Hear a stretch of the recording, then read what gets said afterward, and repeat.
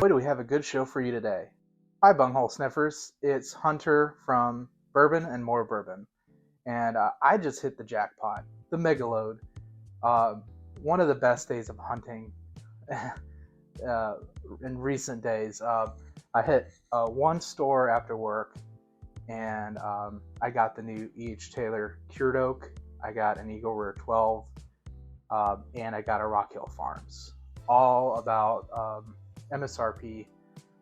Super stoked about this. I've been wanting all three of those for a long time, and this is like the first opportunity at a reasonable price. And I came home and I said, we're doing a bonus video this week. We're gonna crack open that each Taylor bottle. So I'm sure it's all the rage right now, and everyone wants to know how it is. So without further ado, let's get into the glass. So Colonel E.H. Taylor, most of you who are bourbon aficionados should be familiar with this brand. It's very an unmistakable packaging.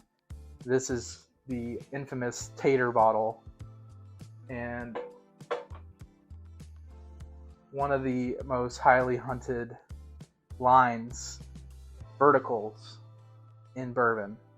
And it is part of the Buffalo Trace Distillery collection.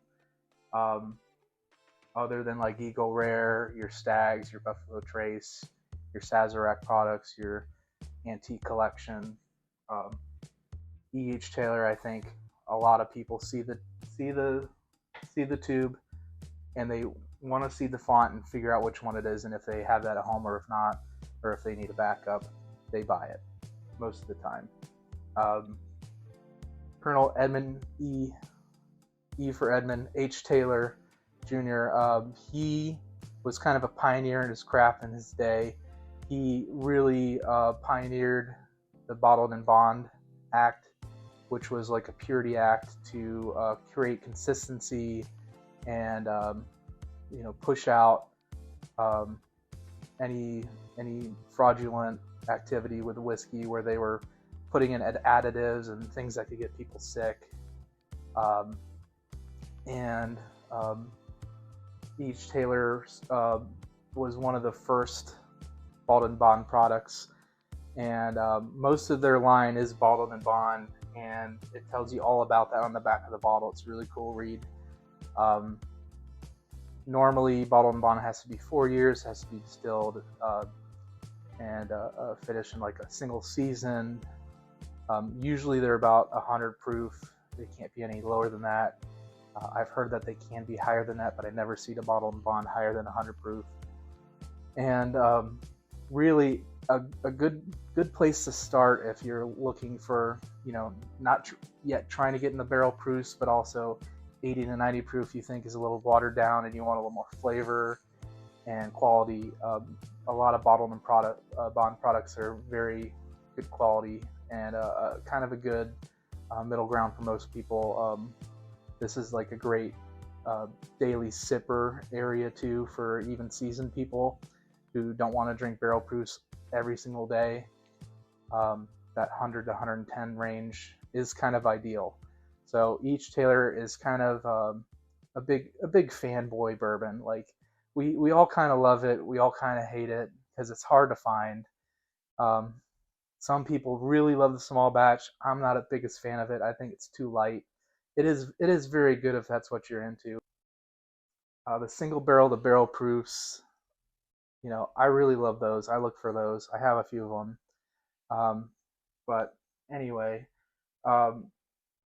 Buffalo Trace did a really cool thing this year, and they started re-releasing older special releases that they only did like once.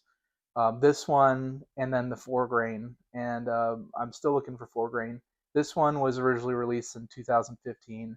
On secondary, they were going for $1,500 to $4,000. So it's kind of nuts to see them again. This was $100 for this bottle, which I think is about MSRP, maybe just a tad over. I think that was a great price for it. Still waiting to see 4-grain, but there's a few others that I'm hoping they bring back. 18-year marriage, Amaranth Grain of the Gods. Those ones are pretty good too. But we'll see what the future holds for Buffalo Trace and them doing cool stuff like this, because I'm all for it. Bring stuff back. Okay, one time was not enough. Make it an annual release or something, or every other year. You know, Cured Oak's really cool. Uh, this one is a 10-year-old, so it's older than most of their standard releases. It's going to be older than the single barrel bottles. It's going to be way older than the small batch. It's going to be probably older than the barrel proofs. And this is more like the Warehouse C, and I think 4 grain around that 10-year mark. So this is going to be a more special pour, I'm hoping. The seasoned cured oak part of it, they supposedly take the oak staves of the barrel and air dry them in a special way to pull out more flavors, to maybe boost complexity of the oak. So it's going to be a little more interesting than some of the older each tailored bottles that you've tried or I've tried in the past. Um, so very excited to try this one. And I actually shot this video already, and then my microphone died, so we're reshooting this. So we've already done it once. It's amazing. Let's get into the glass. Give it a little swirl job. That nose is amazing. It's got like your standard EH Taylor, but then it just keeps going. It's so much deeper and richer than like a single barrel or the barrel proof. And I'm getting butterscotch. I'm getting pumpkin spice, maybe baking spice, little potpourri, potpourri. I think it's potpourri. There's a deep antique rich oak. If you've ever smelled like a Elijah Craig 18-year, um, that kind of like antique oak on the nose, not on the palate. I haven't tried it. I haven't tried EC18 in a while, but a lot of people don't like that one. This is not like that. This is very full flavor and not tannic or over oaked. Oh, there's a ton of fruit on this.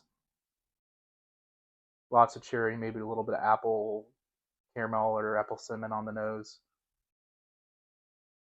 Just yeah, like if I took an apple pie and dunked it in butterscotch syrup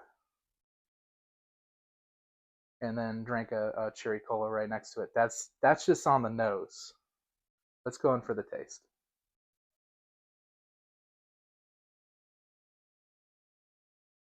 Oh my god, that's so good every time.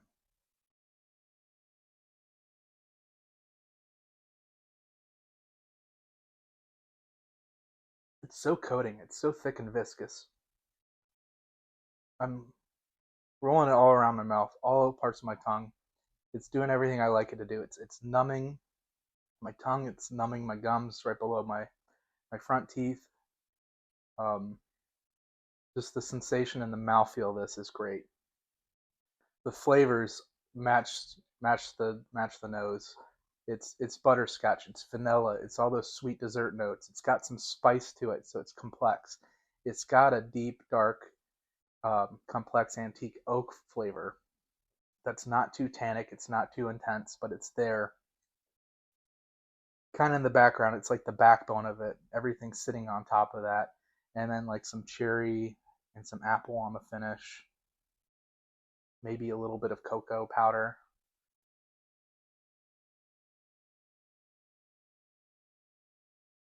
Um, Maybe a little bit of cream soda too. If you've ever had like the darker cream sodas, some of them are like a lighter cream soda, but like the kind of old timey ones that are kind of off color, that are really sweet and kind of got a little funky flavor to it, like that kind of a cream soda.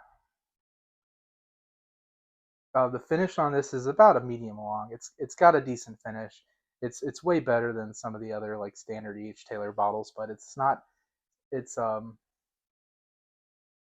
quite a stag, but it's almost there. This would actually be great to compare against some stag. releases. This is very dark and got those fruity flavors and complex and almost drinks like a barrel proof, to be honest with you. I'm going to have to give this a very high score. It's not a perfect bourbon, but it is darn near close to a perfect everyday sipper. I'm hoping I can find several more of these bottles this year. I highly recommend it. Um, I'm loving this. This is great. What a great day. What a great hunt. What some great scores with the Eagle Rare 12, the Hiroki H. Taylor, and Rock Hill Farms. I'm on cloud nine tonight. Thank you again for joining me, and please stay tuned for more videos.